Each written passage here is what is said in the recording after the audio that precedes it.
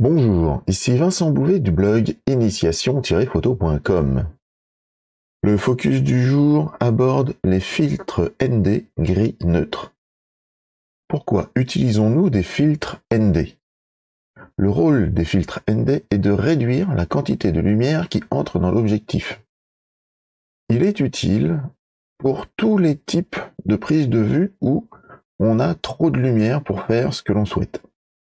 Par exemple, pour obtenir une durée d'exposition plus longue, ou d'une durée suffisante, ou obtenir une profondeur de champ plus petite.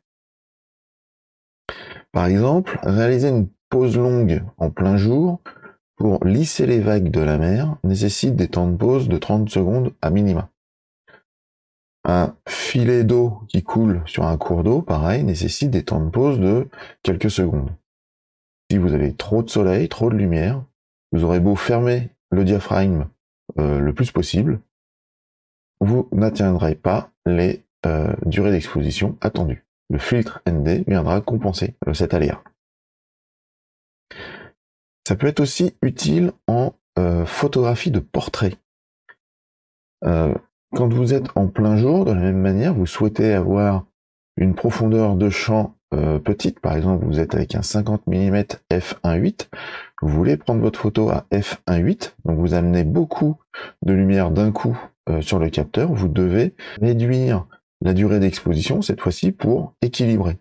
Si vous êtes bridé par votre capacité de réduction de durée d'exposition, vous atteignez les 1/4 millième ou les 1/8 millième des appareils d'aujourd'hui, placez un filtre ND devant et vous arriverez à retrouver des vitesses d'obturation compatibles avec votre prise de vue.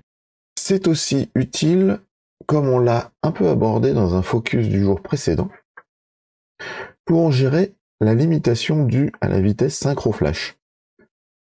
C'est dans la continuité de la ligne précédente à propos du portrait. Si cette fois-ci en plus vous voulez utiliser un flash pour déboucher des ombres ou apporter de la lumière arrière pour détacher le portrait du fond, vous pouvez être limité par cette vitesse de synchro flash qui ne peut pas excéder 1/250e de seconde. Et donc dans les mêmes conditions qu'avant, vous allez mettre suffisamment de barrière à la lumière avec un filtre ND pour réussir à obtenir ce temps de pause d'1/250e pour pouvoir déclencher votre flash sans risquer d'avoir les aléas dus au déplacement des rideaux. Je partage ici la gamme classique des filtres ND que l'on peut trouver sur le commerce. Ça commence à ND2 qui ont une réduction de 1 stop de la lumière. ND4, ND8 ont des réductions d'un nombre de stops assez limité. Un stop, pour rappel, c'est le nombre de fois qu'on va diviser par 2 la quantité de lumière. Par exemple, ici, si on a une scène qui nécessitant une ouverture de f8, utiliser un N2 nécessitera de passer à f5.6. On ouvre 2 fois plus le diaphragme pour laisser passer la même quantité de lumière, puisque on l'a divisé par 2. Et puis il y a aussi les filtres ND400 et ND1000. Ceux-là sont quasiment opaques. À vue d'œil, on voit quasiment pas à travers, voire pas à travers. Et ils sont vraiment utiles pour des pauses très longues en pleine journée, comme les exemples que je vous ai cités juste avant, c'est-à-dire le lissage des vagues à la mer en plein soleil et le filet d'eau si vous êtes en plein soleil.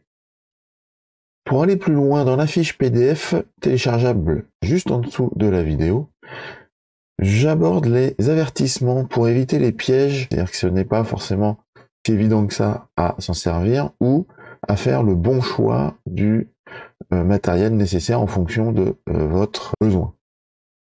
Donc c'est ce que l'on voit dans cette fiche PDF. Je vous invite à partager cette vidéo avec vos amis, à la liker et à vous abonner à la chaîne YouTube. Et moi je vous dis merci, au revoir et à demain.